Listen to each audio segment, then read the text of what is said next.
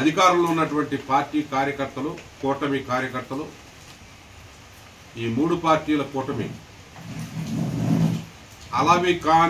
అమలు కాని వాగ్దానాలతో అధికారంలోనికి వచ్చి ఎక్కడ ప్రజలు ప్రశ్నిస్తారో అని చెప్పి అన్రెస్ట్ సృష్టించడానికి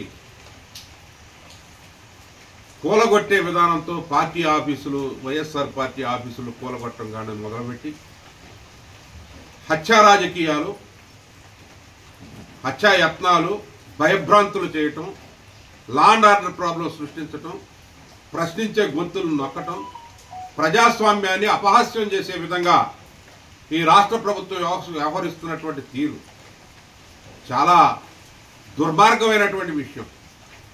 ముందే రెడ్ బుక్ అని ఒక స్లోగన్ తీసుకొచ్చారు.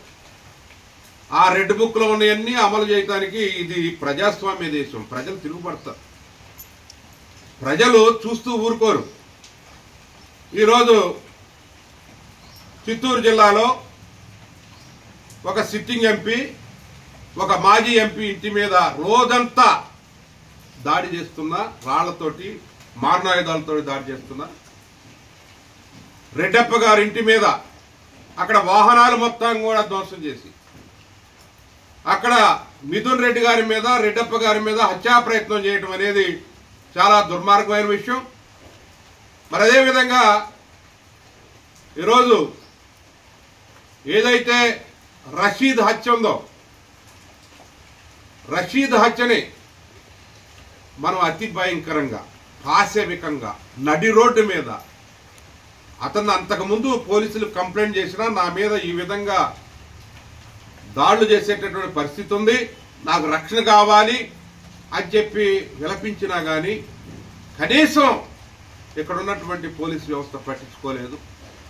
వాళ్ళ కళ్ళ ముందే నడి రోడ్డు మీద నరహంతకులు పాశవికంగా నాజీల పాలనలో జరిగినటువంటి విధంగా ఈరోజు వ్యవహరిస్తున్నారంటే దీనికి తగిన మూల్యం ఈ ప్రభుత్వం చెల్లించుకోక తప్పదు. ఎందుకంటే ప్రజల్ని పక్కదారి పట్టించడం, అడిగి ప్రశ్నించే గొంతుల్ని నొక్కటం, ఇది కాదు ప్రజాస్వామ్యం అంటే.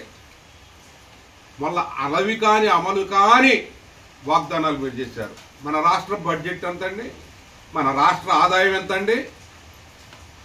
మేము కూడా ఎకనామిక్స్ చదివాం, ఆర్థిక శాస్త్రం చదివినటువంటి వాళ్ళమే, మాకు లెక్కలు తెలుసు. రోజు అప్పుల మీద మీరు నడుస్తూ ఉన్నారు. దాన్ని తప్పించుకోవటం కోసం ఎవరైతే ప్రశ్నిస్తున్నారో వాళ్ళ మీద దాడులు చేస్తూ ఉన్నారు, భయభ్రాంతులకు గురి చేస్తూ ఉన్నారు. విజయసాయి రెడ్డి మీద ఒక పుకారు లేవనెత్తారు, పెద్ద మనిషి, రాజ్యసభ సభ్యుడు. ఆయన మీద ఒక పుకారు, గాసిప్స్ లేవనెత్తి వాళ్ళందరినీ కూడా అనగదొక్కాలనే ప్రయత్నం జరుగుతూ ఉంది. నేను అడుగుతా ఉన్నా, వైట్ పేపర్ సమర్పించండి. రాష్ట్రంలో వచ్చే ఆదాయం ఎంత, నెలవారీ ఖర్చు ఎంత, అది మీరు వైట్ పేపర్ సబ్మిట్ చేయండి. ప్రజలకు చెప్పండి మీరు చేసిన వాగ్దానాలు ఉన్నాయి. సూపర్ 6 అన్నారు, పెన్షన్లు తప్ప మీరు ఏదన్నా ఇప్పటి వరకు షెడ్యూల్ ఇచ్చారా? ఎప్పట్లోగా అమలు చేస్తారు? అది చెప్పడానికి వైట్ పేపర్ అంటారు, ఏదో పాయింట్ ప్రజెంటేషన్ అంటారు, లేకుంటే మేము అన్ని తెలియజేస్తున్నాం అంటారు. ఏం తెలియజేస్తున్నారు మీరు? 18 సంవత్సరాలు నిండినటువంటి ప్రతి మహిళకి, అదేవిధంగా 59 సంవత్సరాలు నిండేంత వరకు, 60 ఏళ్ళు వచ్చేంత వరకు నెలకి 1500 ఇస్తానన్నారు. సూపర్ 6లో ఇది ఒకటి భాగం.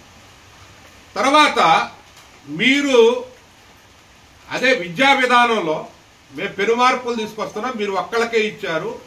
మేము తల్లికి 100 అనే పేరు మీద ప్రతి మహిళ ఎంతమంది పిల్లలు ఉంటే హై స్కూల్ పిల్లలు వాళ్ళందరికీ కూడా 15,000 15,000 15,000, నీకు 15,000, నీకు 15,000, నీకు 15,000, నీకు 15,000, నీకు కింద చాటింపు పెట్టారు. షెడ్యూల్ ఎప్పుడు ఇస్తారు? గ్యాస్ సిలిండర్లు 3 ఫ్రీగా ఇస్తామన్నారు. సూపర్ 6లో నేను అడుగుతా ఉన్నా, మీ షెడ్యూల్ ఎప్పుడు ప్రకటిస్తారు?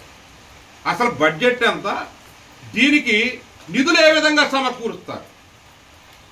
నిధులు సమకూర్చేది కూడా వైట్ పేపర్ సబ్మిట్ చేయండి. నేను ఆర్థిక మంత్రి పయ్యావుల కేశవని అడుగుతా ఉన్నా, ఉన్న లెక్కలు చెప్పాయా పయ్యావుల కేశవ్ గారు? లెక్కలు చెప్పు, అసలు నీ ఆదాయం ఎంత, నువ్వు ఏ విధంగా ఇది సమకూరుస్తావో చెప్పుకోకుండా కాకమ్మ కబుర్లు చెప్పొద్దు. రాష్ట్ర ప్రజలు అడుగుతా ఉన్నారు. ఈరోజు మీరు ఏదైతే ప్రతీకార రాజకీయాలు చేస్తూ ఉన్నారో, కూలగొట్టటాలు విధ్వంసం కానుంచి మొదలుపెట్టారు. అంతకుముందు వైఎస్ఆర్ పార్టీ గవర్నమెంట్ని, జగన్మోహన్ రెడ్డి గారిని విధ్వంసకారుడు అన్నారు. మీరు ఇప్పుడు చేస్తున్నది ఏంటి? ఆ రోజు ఏదో ఒకటి జరిగితే ఈరోజు అన్ని జిల్లాల్లో రాష్ట్రం మొత్తం మీద మీరు చేస్తున్నటువంటి హింస ఏంటి? అదేవిధంగా ఎస్సీ, ఎస్టీ, బీసీ, మైనార్టీ ఎవరైతే 50 సంవత్సరాలు నిండియో వాళ్ళందరికీ కూడా 4000 పెన్షన్ ఇస్తానన్నా. షెడ్యూల్ ప్రకటించండి. ఎస్సీ, ఎస్టీ, బీసీ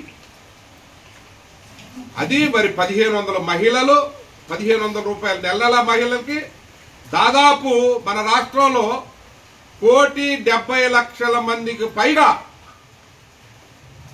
ఎవరైతే 18 సంవత్సరాల నుండి 60 సంవత్సరాల లోపు ఉన్నటువంటి వాళ్ళు ఉన్నారో వాళ్ళకి ఎప్పటి నుంచి మీరు మొదలు పెడతారు 1500 ఇవ్వటం? అది చెప్పాలి. జగను అడ్డగోలుగా అప్పులు చేసి ఈ రాష్ట్రాన్ని శ్రీలంక మారుస్తున్నాడు.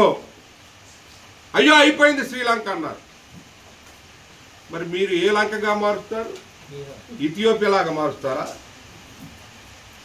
లేకుంటే ఇంకొక ఆఫ్రికన్ నేషన్స్ లో వెనకబడ్డ దేశాలలాగా మారుస్తారా?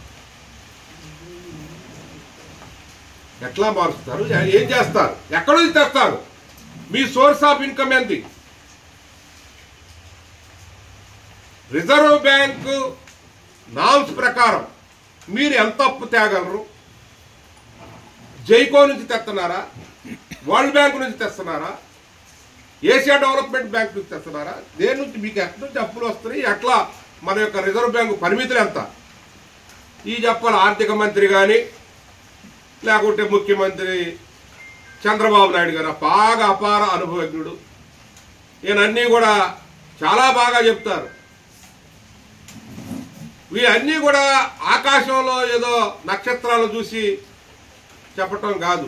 ఇక్కడ మేము అడుగుతాం, వాస్తవాల మీద మీరు నడవాలి, వాస్తవాలను ప్రజలకు చెప్పాలి. వైట్ పేపర్ అంటూ ఏయో అబద్ధపు కళ్ళబొల్లి మాటలు చెప్తా ఉన్నారు. అది కాదు.